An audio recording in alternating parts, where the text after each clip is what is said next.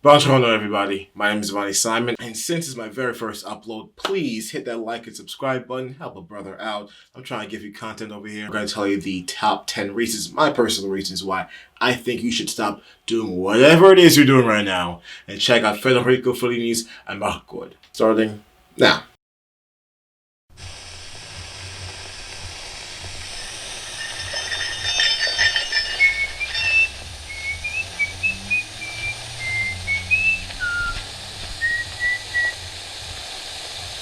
Federico Fellini, Amarcord.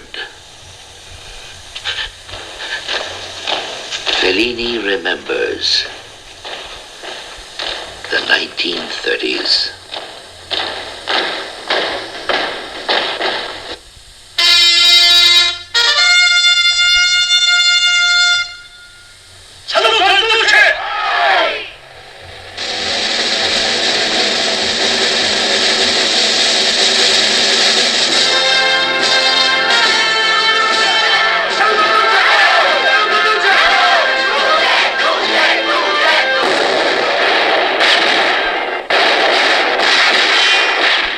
Maker of La Dolce Vita, 8½, and Satyricon, comes a new masterwork.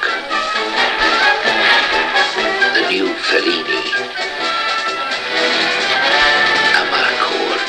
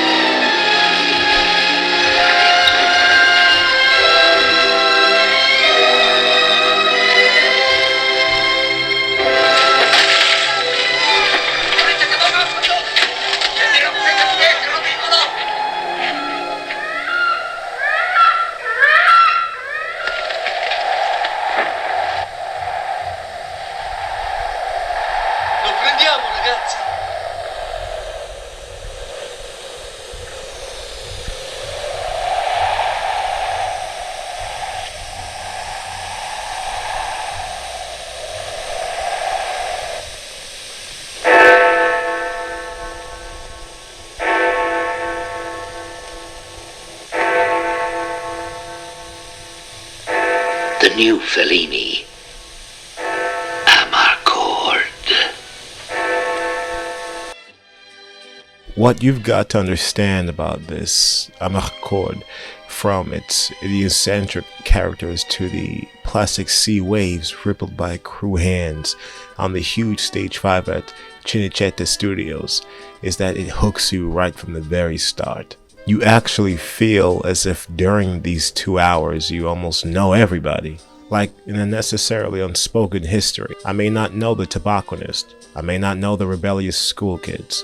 Radishka, Volpina, Tita, or even Uncle Teo. But in my personal life, they all relate to those around me. Take the blind accordionist, for example.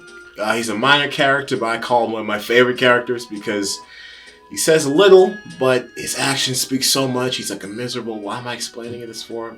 You'll watch the movie. You better watch the movie.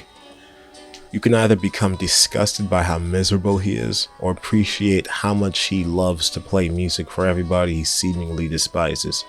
For me, he's unforgettable in just his appearance and actions alone, and the same can be said for every single last character or locations we travel through in this film. One day while Fellini was scribbling on a napkin at a restaurant, the word Amarcord emerged. The word isn't from the traditional Italian language per se. It actually derives from the dialect of Emilia-Romagna, and it translates out to I remember. While most of Fellini's films can be noted as being personal on either a deep or surface level, he was a man who was often weighted down by his past memories, characters, situations that he felt urges to purify himself of, both true and invented. Take 7. For Fellini, the past doesn't necessarily have to mean that it has to be strictly non-fiction. Events and environments found their ways into the story. Amarcord became a very successful art film when released in 1973. As a result, Federico Fellini won his third Oscar statue right after Nights at Cabiria in 1958 and 8.5 in 1964. But what makes this circumstance feel almost miracle-like is that it gained public and critical raves during a time when the art film trend began to disappear. Along with Fellini's success becoming a victim to new age audiences, his industry status was also rapidly fading away. Giovanni Rota Rinaldi, better known as Nino Cota, was born in Milan in 1911 to a family of musicians, where later in life he became a student at the Conservatory of Santa Cecilia in 1929. You may have most certainly heard some of Nino's music in other popular films such as Francis Ford Coppola's The Godfather, Parts 1, 2, and 3, Fellini's La Strada, and Franco Zeffirelli's Romeo and Juliet. Take 8. Take 8. I mean, hell, even the freaking music playing in the background right now comes from Nino's score from the Amarcord soundtrack. And now you can't get any better than that, baby. While Fellini is recovering from an illness in Manziana, a screenwriter friend, Renta Renzi, stopped by to ask Federico to write an introduction to a book he was writing about their shared hometown in Rimini. At that time, the point of inspiration hit Fellini and memories became clearer, with ideas more precise. Later, Fellini found another legend, Tonino Guerra, and told him how he wanted to create a film based in Rimini. Tonino grew up in Centro Cangili, one of the poorest parts of Rimini. They shared related stories with characters of the same lunacy, naivety, and ignorance set in the backdrop of a provincial Italian town during the fascist period. Tonino Guerra earned Oscar nominations 3 times for Casanova 70, Blow Up, and for, of course, Amarcord. Fellini never wanted to downplay the economic and social causes of fascism. What interested him was exclusively the psychological, emotional manner of being a fascist, a sort of blockage stopping development at the adolescent phase, as he put it cleverly in his book. I think it's best if I let the man himself explain better than I could ever possibly can, so the following comes from Fellini's book, Making a Film. I think this interruption, the repression of an individual's natural development, must set off some sort of tangled growth to compensate. It's perhaps for this reason that when growth ends up being a failed, disappointing process, fascism can seem like an alternative to disappointment and a fanciful, boisterous form of revenge. Unloading responsibility on others, living with the comforting sensation that there is always somebody to think for you, and that at one point it's mom, another dad, the mayor, Mussolini, the bishop, the Virgin Mary, and television. Instead of plot, what Fellini delivers instead is a string of vignettes that explore certain areas of certain characters' lives. So in simple terms, narrative freedom. The film takes place throughout the 4 seasons of 1 year, which adds to the diverse and beautiful exteriors we bob around. The seasons can also be viewed as the only structure the story has that connects the stream of conscious ideas together. Like if anyone, or even you, were remembering your own past. When you watch the movie for the first time, you'll tend to realize that by having a traditional story setup, that you'll miss these little gems of moments that other filmmakers tend to skip over. What makes Amarcord wonderful in its freedom of expression, it breaks and bends the rules of cinema, but still manages to keep the viewer's attention like no other form of narrative. It creates its own independent narrative that doesn't have to question what is tradition. Oftentimes, fantasy can interplay with reality to a point where it's heightened. What I learned best from Fellini was that cinema is what you make it out to be, and it is best staged to either confess or expel imaginations of what one may have wished to happen. A quote Fellini once said was this: "Perhaps because I no longer succeed in growing, I also no longer succeed in the distinction between past, present, and future." And if that doesn't sum up my entire life, I don't know what does. In the middle of the night, 2 a.m. to be exact, actress and singer Magli was woken up by telephone and requested by Mr. Fellini to meet him at the Cinecittà studios for a costume test. To clarify, this request required her to fly from France to Italy and arrive by 10 a.m. the same morning. Some may have refused, but Magli managed to show up right on the dot. In reward, she became Fellini's Gradishka.